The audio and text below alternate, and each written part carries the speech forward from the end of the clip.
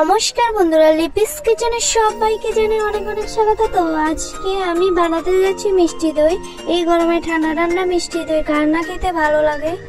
চলো মিষ্টি দইটা কিভাবে বানানো হয় অতি সহজে দেখা যাক।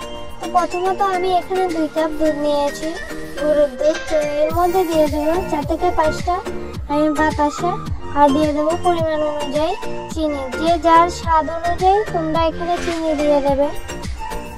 তো এটাকে আমি জাল করে ঘন করে নেব এভাবে।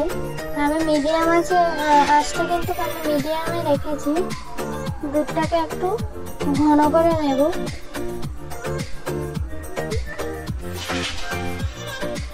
বাড়িতে কিন্তু অতি সহজে দোকানের মতো মিষ্টি দই বাড়িতে বানিয়ে নিতে পারবে, ঠিক এভাবে।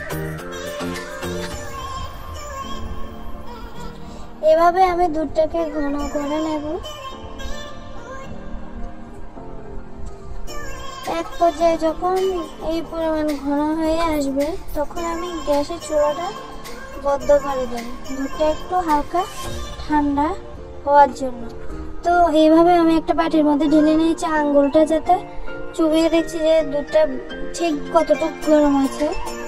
তো এখন আমি এর মধ্যে কিছু 1 চা চামচ আমি নিয়েছি টক দই।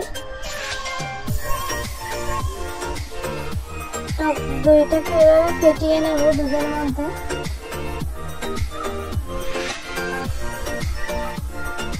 ফেটানো হয়ে গেলে তখন আমি এনে ছোট ছোট সাইজ গ্লাস নিয়েছি, তো এটার মধ্যে আমি ঢেলে নেব।